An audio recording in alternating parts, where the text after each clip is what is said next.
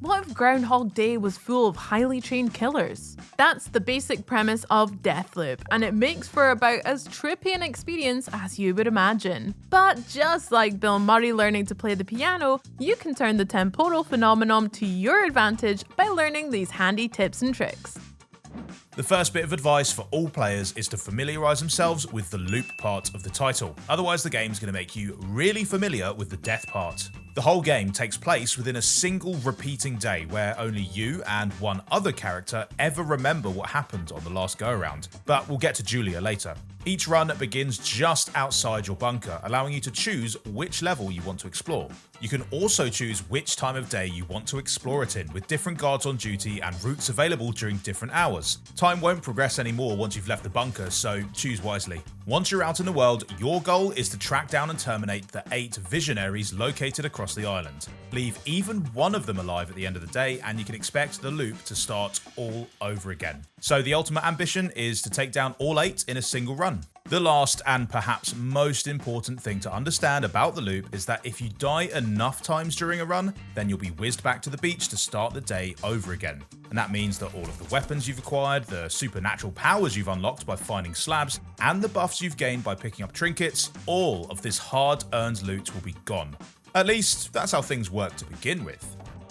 Deathloop takes place in such an immersive, intricate world that it's really tempting to go off exploring every nook and cranny from the start. But you're actually better following the story missions directly at first. That's because they'll pretty quickly lead you to Residuum, a resource that allows you to infuse weapons and powers, so that you can hold on to them after you die. This is a real game changer since it means you aren't starting from scratch every time an enemy gets to jump on you, or you take a tumble trying to show off your parkour skills. Once you've got something infused, it's yours for good, so you can feel free to ditch it if a cool new weapon turns up, safe in the knowledge that I'll be right by your side the next time you respawn.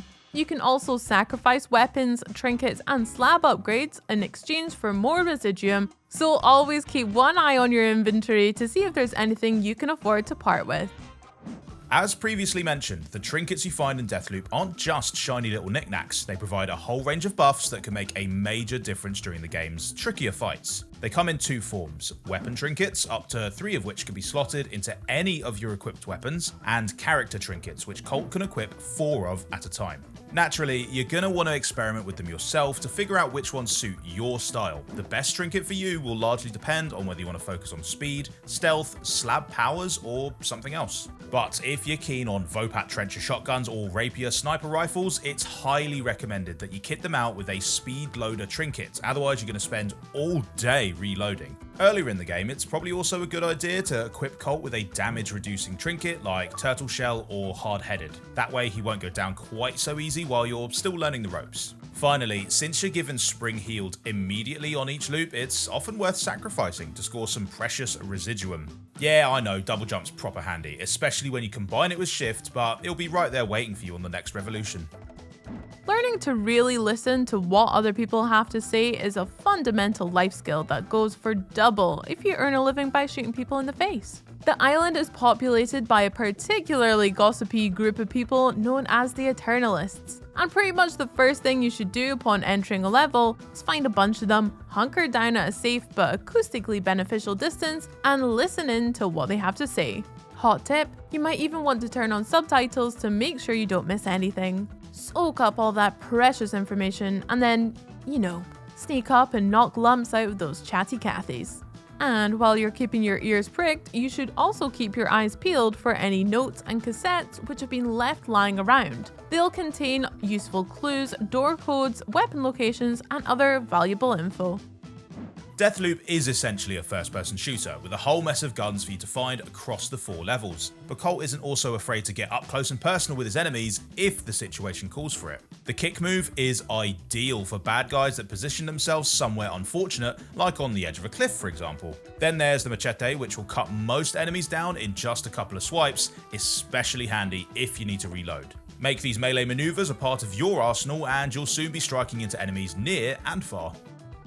In Deathloop, supernatural powers are gained by picking up slabs, and there's a pretty massive range of abilities on the go. Naturally, you're going to want to experiment with a lot of different loadouts and different powers which will suit different playstyles. But we would highly recommend putting the shift slab near the top of your shopping list.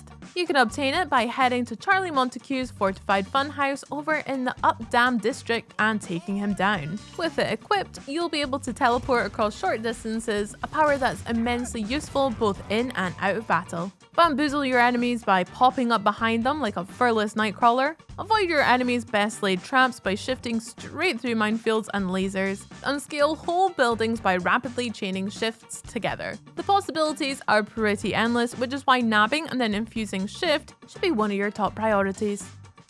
Deathloop stays true to Arcane Studios' signature open-ended design, allowing you to take on the visionaries in whatever order you like. But if Mr. Montague is number 1 on your kill list, as we've suggested, then it could be a good idea to slot Harriet into 2nd position. The reasons are twofold. First, Harriet wields a pretty badass 4-pounder hand cannon that fires poison-spewing bullets. The toxic gas they release won't only damage enemies over time, but it will also explode when hit with another shot, allowing you to cause some real carnage. So you'll very much enjoy prying that from Harriet's cold dead hands. And you'll also get a handy new slab with an ability called Nexus. Similar to the Domino ability in Dishonored, Nexus lets you link enemies together so that killing one kills them all. Because, you know, efficiency is important, even when you're stuck in a never-ending time loop. Upgrade it enough and you can take down small rooms of cultists with just one bullet. So now you've got plenty of motivation to take down Harriet, and if you've already grabbed shift, you'll also have the means. Teleporting is the perfect way to avoid her toxic clouds while you make your way in for the kill. Blackreef Island is also riddled with turrets, and while your gamer muscle memory might be telling you to blow them up at the first opportunity, it's better to use your hackamajig to claim at least one of them for yourself. Not only are these turrets thoroughly deadly, but they also collapse into cute little briefcases for easy transportation, allowing you to position them to particular chokeholds to leave your enemies more full of holes than a fine French cheese. It's also good to know that while you need to be looking right at the turret to start the hacking process, you're then free to duck away into cover. You'll be able to keep the hack going as long as you stay in range of it, and this way you won't be a sitting duck in the meantime. But you know what else is great about turrets? They're battery operated. That means if you run into an obstacle that requires some juice to get through, and trust me, you will, you can just pop the batteries out of your turret. Turrets. Is there anything they can't do? Frank's Club in the Fristad Rock district is one of the game's most impenetrable locations, requiring a class pass to enter, which strips you of all your hard-earned powers. And remember, that includes Reprise, the slab which gives Colt 3 lives to work with rather than just the one, so bite the dust while you're in the club and prepare to get whisked back to your bunker. Unless that is you take a little inspiration from the Goodfellas and go in the side door instead. Specifically, you can head to the caverns at the middle of Fristad Rock and look for the tunnel that leads directly into Frank's joint. Not quite as cool as swaggering into the Copacabana with Lorraine Bracco on your arm, but a great way to make it inside with all your powers intact. Whatever method you choose for icing Frank, you'll be rewarded with his personal weapon of choice, the Constancy Automatic, which is capable of firing and reloading at the same time, allowing you to unleash a relentless barrage of bullets onto your enemies. Finally, a pretty fundamental rule for survival in Blackreef is to watch out for Julianna. She's the only other person who is aware of the time loop. She's about as skilled in the murder arts as you are, and her list only has one name on it: yours. But perhaps the thing that makes her the most dangerous is that she's being controlled by another player. Juliannas can invade your game at pretty much any moment, meaning you always need to be on your toes and ready to go from hunter to hunted. She'll spawn with a beacon that shuts down your escape route until you've destroyed it. While this is a pain, it also means you'll know exactly where she's coming from, which can give you the upper hand. But if you're just not in the mood to deal with other people, you can turn on single player mode to prevent others from invading your game. Then you'll just have a nice, deadly, AI-controlled Julianna to deal with. Much better.